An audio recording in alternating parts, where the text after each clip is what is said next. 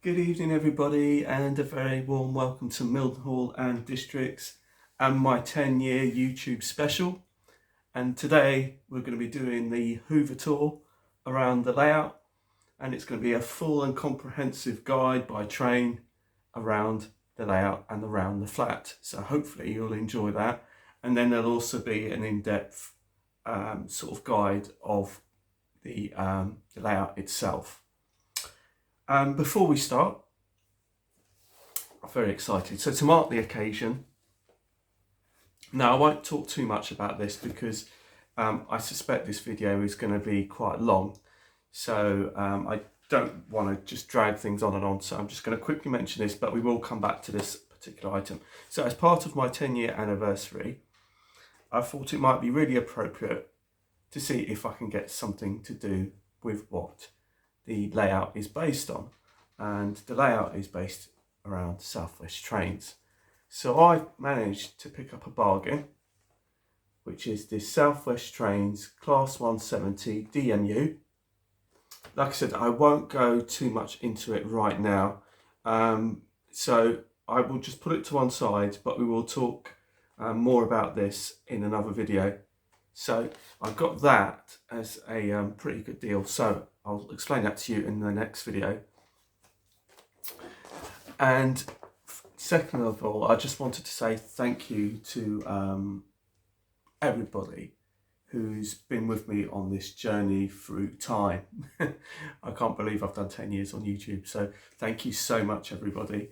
Like I said, it's just been, I've made so many friends through doing this, and I've learnt so much too. I've learnt through other YouTubers and got advice from YouTubers. I've managed to make some really good close friends through YouTube, and I've had some wonderful meetups with people, and it's just been a really good ride.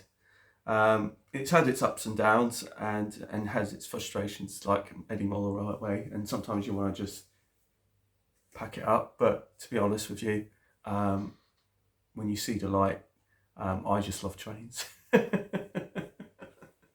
And I think if you didn't actually see my last video with rails, I got rather excited over the Class 50. And so we'll be doing the Class 50 Hoover Tour in homage to that wonderful sound. Oh, you just can't beat the sound of a Class 50. And my Class 50 has got sound, and it's got coastal DCC sound, which I personally believe, and I am a 50 nut. I love the Class 50, and we've got our very own one here at the Watercress line, which will be here for the Diesel Gala next month. So I'll be going to that, and I'll be especially riding behind that Class 50, so you can hear the sounds and the tones of the Class 50. And I think the coastal DCC sound chip is the best one around for the Class 50 if you own one and would like one put into your Class 50. So before we get into that, let's talk to you about a little bit of a history lesson on how we got here, because I think it's pretty important to cover that, because it will kind of put this layout into perspective and into context of how I've ended up here and why it is the way it is. And what I'll do is, I was wondering how I was going to go about showing you some of my previous layouts, but I think what I'm going to do is I'm going to probably do a slideshow at the end where I'll put a load of photographs of my previous layouts up, as well as the work and all the photographs of this layout, and just do a sort of photo homage to all my layouts that I've created over the last 10 years. And some of you would have been with me from the very first layout, which was Beringer. And Beringer, if you are not familiar with it, the videos are still up on YouTube. And Beringer was my first layout that I came to YouTube with. And it was a 00 gauge. In fact, all of my layouts were 00 gauge. And that was based on NSC period. So it's going to be 80s, 90s, sort of that kind of era. So there's also some blue in there. So it's anywhere between sort of early 80s and 90s kind of. And I used to run a lot of NSC stock and BR blue stock on that layout. And that was sort of a precursor to this layout, because that layout was like a U shape or a C shape, whichever you want to call it. It ran around the perimeter of the flat, and it kind of ran from one end right to the other end, but it was basically just an end to end. It was never really a sort of go out and back. So I couldn't really create that, but that's essentially what I really wanted out of that flat, but I just didn't have the room to do it. But I gave it a really good try. And then I ended up having to move because I was renting and it's private rent and the landlord wanted his flat back. So that was quite a painful process, which many of you would have seen that video where I was virtually just so downbeat, and so that was just one of the real low points because I'd worked so hard to get Beringer to where I wanted it, and I was really getting it to a point where I was really moving forward with it. And it was also a DC layout. It wasn't actually a DCC, it was a DC layout. And I was using the walkabout controllers by GaugeMaster, but then I ended up getting a more complex Morley controller, which was really nice. And then when I moved out, I moved to another place in Sherford-on-Loddon, and I built another layout, but that was an end-to-end with a view that I was on the Housing Association register to try and get somewhere a bit more permanent. And Ringwood South was like an end-to-end. I think it's about 8 foot by 2 foot. And again, there'll be some stills of it. And that was more of like a sort of heritage kind of line.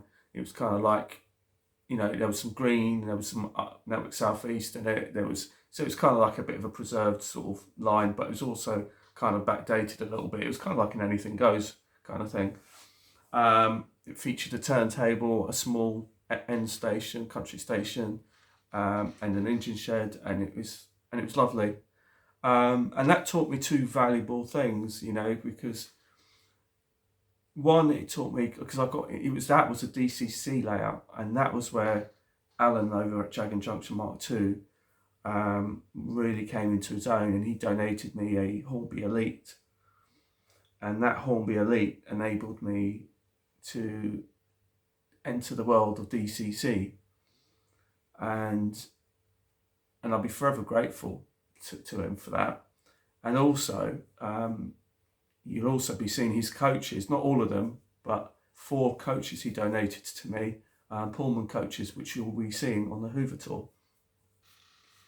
So, you know, he's like I speak to him regularly, love him and Barbara to bits, and he's always laughing and joking, as many of you will know already.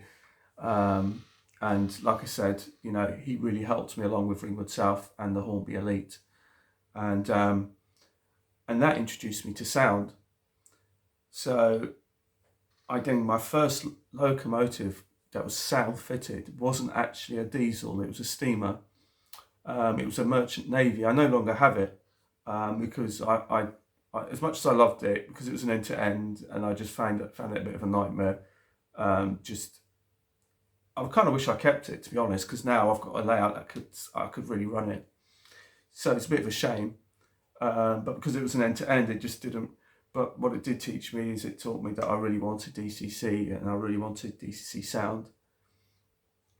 And it also taught me that the end-to-end layout at Ringwood South really wasn't cutting the mustard for me. You know, it was okay, you know, having a little play, having a little shunt, you know, here and there, but it really wasn't what I wanted. I kind of wanted a roundy. So when I got the call from the Housing Association about this place, and I eventually moved in, that's when my options really opened up. And it kind of introduced me to another YouTuber called David Atkins from Canada. And if you're watching, David, hi, and hope you're keeping well. And David Atkins came over from Canada, and he came into this flat, and he popped in with a friend of his, I can't remember his name now, and also Fred from over at Wilford Castle. So Fred, if you're watching, hi Fred. So they all came here, and we spent a little bit of time on the Watercress line, and they came here, but there was literally nothing to see. It was literally, and you'll see it. It was just the main layout, but all it was just board. There was absolutely no scenery. There was nothing. It was just a round circuit on some flat board, and that was pretty much it, really. I had a few sort of buildings that I brought from Ringwood South, which I'd sort of scratch built, but that was pretty much it. It was like my low relief stuff, and I was just playing around with how I was going to put it. And now we've got a layout that pretty much covers the whole flat, but there is still one more extension to be built, so that's something that will be built in the future, and so I'm really looking forward to doing that. So like I said, in all this time I've met some wonderful people, and I've made some wonderful friends, and so thank you so much to everyone who's watched, who subscribed, who supported. In the 10 years that I've been on YouTube, I've got currently about 2,600 subscribers. However, that to me was never really important, because that might not be a huge amount to some, but I've never really beaten the door down to try and sort of say to people, please like, please subscribe, please share, please sign my Patreon or PayPal me or whatever. I've never ever been into any of that, because that's not what I was doing the hobby for. I was on YouTube because I needed help with my Behringer layout, and I thought that somebody could help me, and I didn't feel I was getting anywhere with my club, and somebody got back to me and helped me, and I then started putting my YouTube videos up to try and help others too. And sure enough, we've been helping each other all along. And it's been a great hobby since, and it's been great for me. And like I said, I've met some wonderful people. So now, the layout isn't finished by any stretch of the imagination. It's still a long, long, long way to go. But there is scenery around most parts of this layout now. And then it's going to be about going back and improving it and adding to it, and then building it up and nurturing the layout, and hopefully it will just blossom even more. And I also wanted to mention the American layouts, because up until about, I don't know, probably only about a few months ago now, and maybe a little bit more, I've really got into the American layouts. And I have to say, I don't particularly understand their locomotives, and like we'd say, like a class 50 does this, or a class 50 is usually used for that's mixed loco or whatever, or this is a passenger unit or whatever. But I do appreciate what some of these layouts are about in America, and some of them are just like I'm in awe of. They're just huge, and I have sort of taken inspiration from that, because the size of my layout is quite big for British standards. I wouldn't say it was huge, because it isn't, but it is still quite big. Also, stuff like the presentation of the layout has always been very important to me. There's still things I need to do to make it well presented, but things like the fascia, that you can see, the blue fascia that wanders all the way around, that is also something that comes from me mainly, but I see a lot of American layouts, they do like to have their layouts presented really nicely, and it's like got like lots of fascia, and and the other thing I like about American layouts is the way that they like to interact with one another. You do have these kind of multi-operational sessions that they have, which I really like the idea of having some friends around, and sort of, we're all just having a bit of a laugh, and having some, don't get me wrong, some of them in America take it quite seriously and pretty seriously, but I wouldn't go that far. But it's all about having a bit of fun with your friends. And also the name Mildenhall itself. The name Mildenhall actually has got an American connection to it, although it was never really that important in the begin with. A friend of mine many years ago said that she got a job at the US Air Force Base at Milton Hall, and I just like the name Milton Hall. I didn't really, the US Air Force bit didn't really kind of, but it's funny how it kind of, it's another little American little twist to it, you know, that's got that American connection to it. So there are some great American layouts out there, and there is also some great Canadian layouts out there. And so it doesn't, I've always said it doesn't matter what gauge you model in, and it doesn't matter what era or what country you model in. There's always something to learn from somebody, and some of these layouts abroad, like I said, some of these American layouts are absolutely superb and fantastic. And there's quite a few of American channels that I now follow, and they do some really great work out there. So now it's time for the Hoover Tour, and the Hoover Tour will consist of, hopefully, all being well, track cam. So we'll have a cab ride around the layout, and then we'll also have a, what John had asked me for was, can we have a part, John Warner over at Piccadilly, who's one of my dear friends who I've also met over the years through doing YouTube. Wonderful man, wonderful work that he does on his layout, and he's a really cool person. I really like him a lot, lots of time for him. And we now sort of chat outside of the YouTube community, and we have been for some time. And we offer up suggestions and stuff, and he offered me up a suggestion about doing a passing ride of the train going round the flat. So hopefully it will come out like that. I will try and my best to do that, because I think a lot of people quite enjoy it. And then after that, we'll do a in-depth look at the layout itself, and then we'll finish off with the slideshow and the goodbyes. And like I said, thank you so much for your kindness, your support, your good words. Everything is so much appreciated. And like I said, let's get on and let's go and do our Class 50 Hoover Tour round Milton Hall and districts. So thank you so much, and I'll speak to you soon. Bye bye.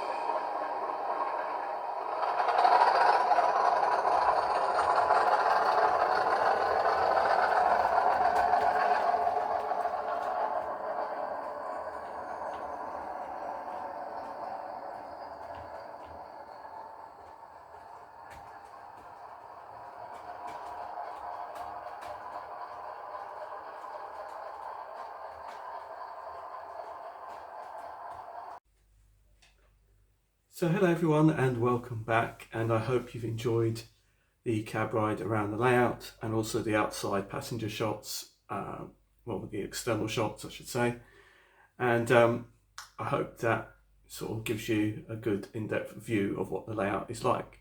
So now we're going to talk about it properly, with no trains, no sound. I'm just going to quickly walk you through everything and a quick chat about it, and then after we will conclude the video with some stills. So I'm just going to spin you around and we're going to get on and make a start on the main portion of the layout. So I thought we'd start with my selfie stick, because then I can reach a bit more into the back of the layout as opposed to the tripod.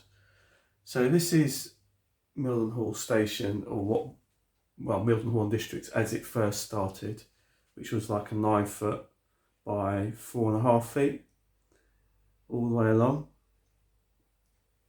And we've got the main station along the back here. And originally there was a centre platform, but that's been since removed because I thought it was looking too cluttered and I couldn't really get any good shots. So I took all the canopies away and everything and took the centre platform out. And that's why there's men working on there, because they're still clearing it all up. And also there's some network rail bags and all sorts of paraphernalia. There's also some signage from eBay, which I bought, which is very authentic South West Train signage. It has 3 platforms, although it's platforms 1, 3 and 5, because platforms 1, 2 and 5 I should say, because platforms 3 and 4 were the original centre platform, which is no longer there. This particular station building that survived from Beringer. A lot of people liked this, and the build I did for this was actually on my Beringer catalogue from back in the day, so that's how long I've done that. I think the dust on the canopy is probably just as old as well. So we started off with the station along the back. There's also a corner building which I scratch built. These buildings along the back were given to me by Rachel over at Milton Station Junction, as were the retaining walls. The town scene basically were sheets from Models of Distinction and part of the town scene series, and that's what I've used along the back here. And the sky was painted on, was sprayed on to white hardboard to give it the sort of mottled cloud effect. Along the back here we have a Kingsway Models kit for the bus station, or the bus garage I should say. However, that wasn't a particularly, it was only a shell basically, it's only the outside shell, there's no actual interior. I've since put an interior inside this, and what I'll do is I'll include that in the stills at the end so you can have a better view of the bus station. And also, as you can probably see, oh, 1, 2, oh wait, sorry, I'm just trying to get my fingers, here we go. Right, so we've got the lights here on the town scene, and I did have 2 trees that I've moved over temporarily to the St Anne's station, but they basically belong there on that disc and on this disc. And the paving was made out of card and scribed, sort of a la Tony Northeastern. We have my buses, as you know, I love buses and I drive them for a living. The back scene here was basically a Models of Distinction again series. All the buses are either EFE or Oxford, Corgi I should say. There's a few North Core buses.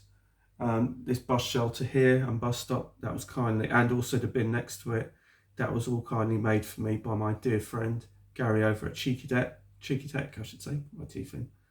If you go to his website you can order things like this for your layout. And then there's also a few scattered people knocking about. There's some here. We've also got a DPD van with a DPD driver. The decals came from eBay. I can't remember who the seller was, but that was onto a plain white Mercedes Sprinter, and I painted this chap up. and then after, we've got a couple of distinct buses on here. A lot of them have meaning to me, but there's a few of them that mean quite a few. This one here, for example, this is a number 11 Volvo Right Eclipse Gemini, and when I was living in London, I used to travel on these a lot. The number 11 on the Volvo Right Eclipse Gemini. They've now been superseded by other types of buses, but this is what they were. This particular bus here also has some meaning to me. It's a Leyland Lynx, and when I used to travel on it lots, it was on the 190s and the 283s, and I've actually seen this bus in service. And then we come over to this bus here. This one here is basically a trainer, and I actually had the pleasure of driving one of these as a trainer, exactly as depicted right in front of you. I drove one for Metroline, a point of dart just like this, and this is exactly how it looked. I've also got a driver on it. I don't know if you can sort of see it. There's also a driver, and there's a driver instructor next to him, telling him what to do and how to drive. And this bus here, the 388 here, I've actually driven this very vehicle. In service. And there's actually another one buried in the bus depot, which I've also driven in service as well, but it's not actually on the layout, it's actually in the depot. I don't think you can see it from here. I think you might be able to. It's the little tiny little one right at the back, right in the corner, that little one there. That exact bus I've driven as well. I should have a word with John Warner. John Warner kindly done these 3D printed modern seating for me, which I really love. It really suits the station really well. This is a kit bash ratio kit, which I extended outwards to make it to cover the span that I needed to, because the original one wouldn't cover that far. And then I wanted a modern National Express coach, but I couldn't find one suitable except for this one, so this is the one I have. Then we have our recovery lorry, fully lit up, and basically this came from eBay, and it was a considered purchase. It was more expensive than the regular ones, but well worth it to add to the layout. And then we've got a couple of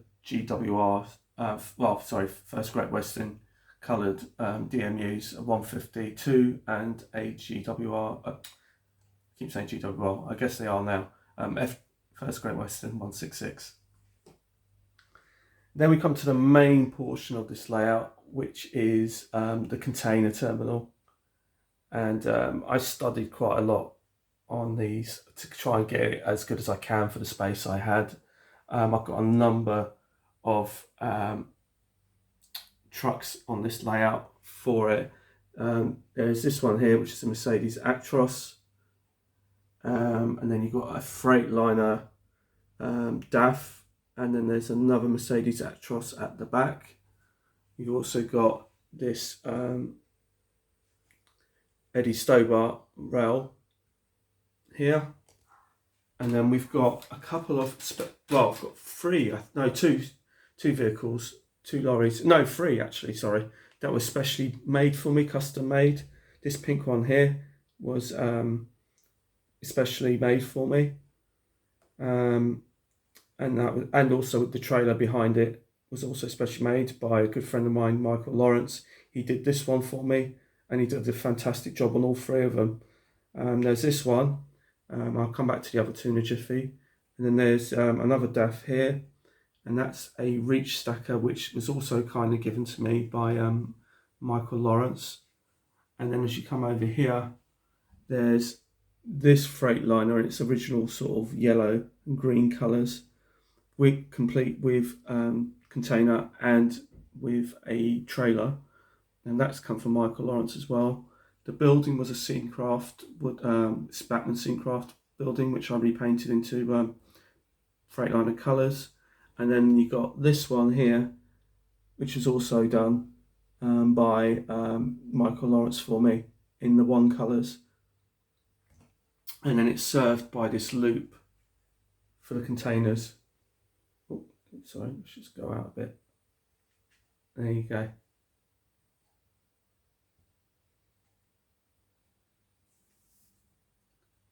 I should quickly mention this one at the back as well, which does lubricants and stuff like that, but I should have probably put a more like a petrol tank, and this is also a Scania. The majority of the trucks on here are Scanias.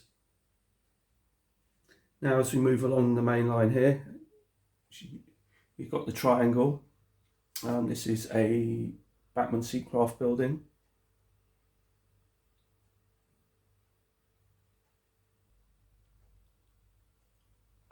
We've also got the power signal box, which is also a Bachmann Seacraft building. And then there's some more of the warehouse backs from Rachel, which I had. The train care depot, that's completely scratch built by myself with appropriate signage, and this is basically where I house my 450s. This is where they pretty much live, and the 170 will be joining them in the middle road. If I zoom you out a bit, you can also see the fascia has been painted, which is very sort of important to me, just purely because I live here and I want to make it look as nice as possible. The printers kindly did the prints in the Southwest Trains sort of font, so that really stands out. I've got a couple of special pieces here. We've got the transit there on the right there. That was a code-free vehicle, which means it's been modified to have the doors open. And then as you come here, we've got some more warehouses. Now these ones I made, and basically I brick plasticarded them. I just took the shape out of one of the ones from Rachel's and just recreated that. And then we've got another lorry in the corner, and that is a Volvo vehicle. So as you can see, there's another Volvo vehicle there, and that's a DPD lorry over there. And the van driver's just going in there to speak to the office about the goods that he's got to deliver, and the forklift driver's getting ready to unload the lorry. And then we start moving to the sort of country section. I'm going to be redoing this at some point, but it's okay for now. It's purely because I originally done it on mount boards, and then when I sprayed it, it just warped and it just sort of leans in too much. So I'm going to be redoing this area, but for now it looks okay. And there's the tunnel there, which I scratch built. I took a picture from Google and I sort of liked it, and then I tried to recreate it myself. So that's what I've done there. Here we have one of the Lynx, and this link has probably been one of the most problematic of all of them, just because it's on an S-bend and there's a couple of points on it, and the fact that it goes from one curve into another curve, which isn't really ideal. But this goes into Goswell Sidings, and I guess this is probably one of the areas I really like most.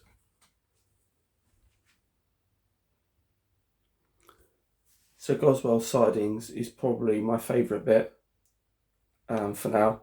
I just love the way it's kind of like a nothing landscape, but it's nice and quiet and rural. And as you saw earlier, there's lights on this as well. And it looks really nice. It's just simple but effective, I think. Again, this little hut here was scratch built. The signage again was from my usual chap that I speak to on eBay. It's about getting my signage. I always think his signage is really authentic. And as you can see, it's just simple but effective, I think. It just really looks nice. I like it.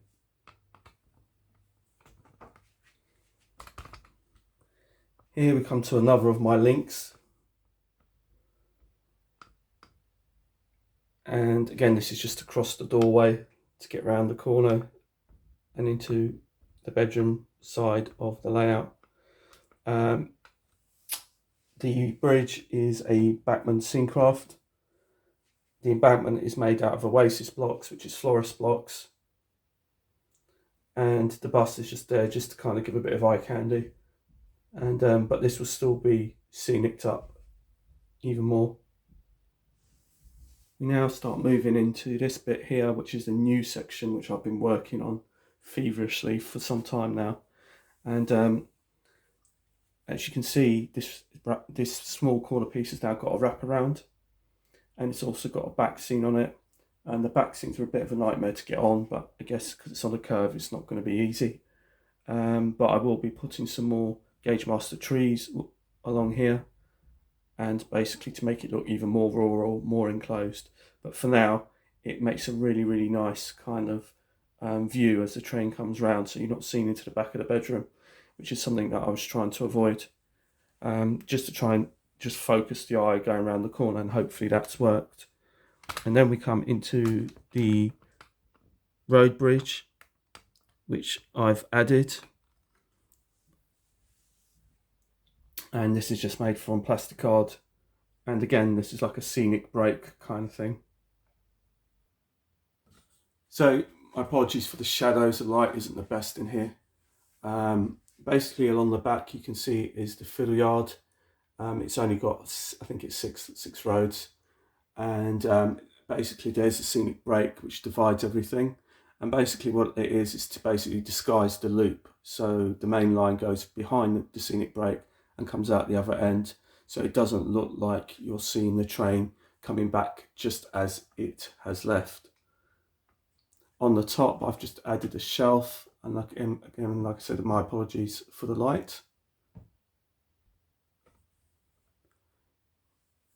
And behind there is a shelf, like I said, for the trains basically, but at the moment it's got a mixture of bits and pieces that I'm working on. This is just a speaker. That speaker I'm just using just whilst I'm working, basically. It's a Bluetooth speaker, so whilst I'm doing some work I can be listening to some music. But this shelf basically has got a handle, so it's on hinges, so I can lift it up. So if I need to get to anything under this piece, I can do, to clean track or to pick up derailed locomotives. And as you can see around the back, it continues all the way along, and all the way along the back here, and all the way along the back.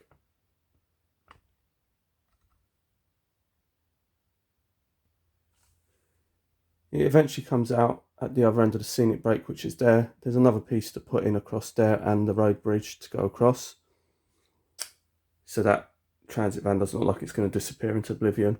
And as you saw earlier, the Class 50 and the trains come wandering around here through Whitmore Station. So Whitmore Station still needs a lot of work, but has been reworked and quite a bit.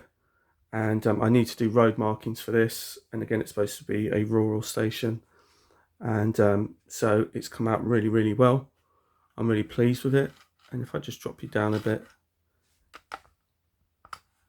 you can sort of see how it's come out. It looks much better than when I had the bigger station building here. As I pan you round, I think we're going to have to switch the light up again. You can see that basically I've added a back scene along here, and these are the same brick retaining walls that I've used on the viaduct. And then as I spin you round, that back scene continues round and round again to what is St Anne's Station. And on top of this, I'll come back to that in a minute. So we've got St Anne's Station here, and that's got a half turning circle. That's my back-to-back gauge. And then basically I've mapped it out. I've done the road markings on this little bit and added some signage, back timetables. I've added the Southwest trains, or Southwest trains name boards there. Got a stagecoach bus with a support vehicle there. And it's all been marked out. It's got the bus stop marked out there. And then I've got a couple of taxis here. These are Oxford diecasts, which I've then modified by putting a little white bar on the top just to make it out like it says taxi on it. I've got some more to do to it. These posts that you can see, these are lamp posts. So I haven't fitted the lamp posts, but they are there. The holes do go through, so they're ready to fit. And they're just in the Southwest Trains colours. As we turn to the station, the station sign is also saying St Anne's. I'm just going to drop you down a bit more. Bear with me a minute. So here is another close-up view of the station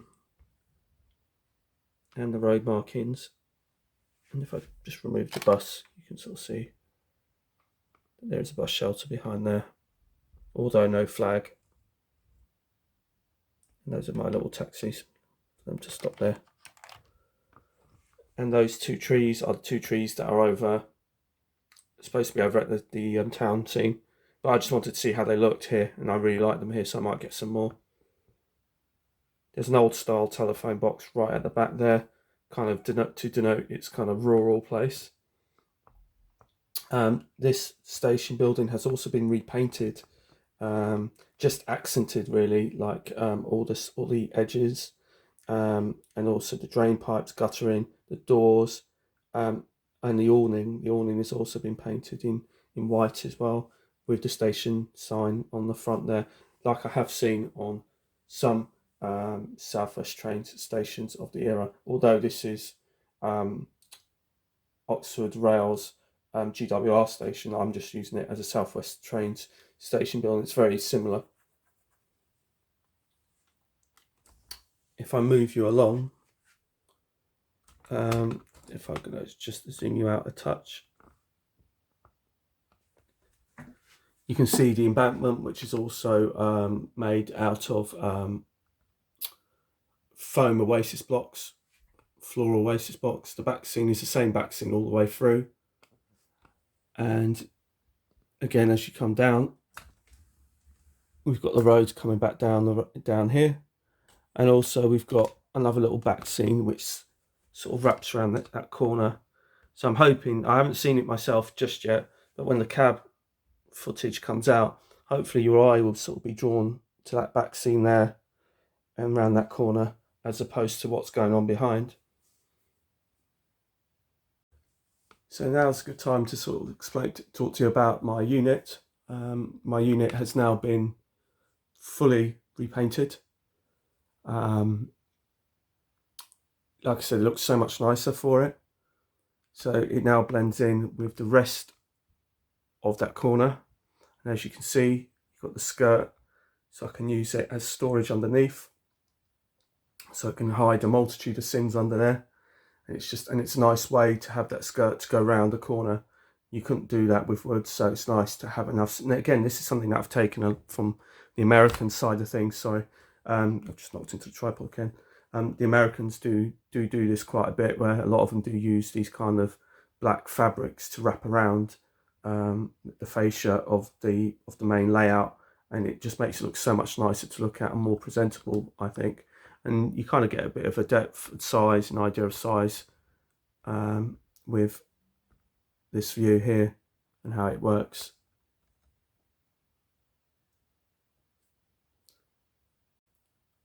So finally, let's just talk about how I operate my layout. Basically, this layout is operated by Digitrax, and this is how it's operated with my DT602. And it's a DT602, just a plain one. It's not a duplex version or anything like that. And I've got the socket built into the unit, and then that socket is linked to all the other bits around the layout. So it's basically connected right from the front of the flat to the back here via a low connect cable, and it's got Goswell Sidings in the middle as a medium point. So it's kind of daisy chained along, so that way I can control the layout from either this point at the front or at the middle at Goswell Sidings. I tend to spend a lot of my time in the middle because it's an easier way to keep an eye on the trains, so I tend to use that. I should note also that all of these units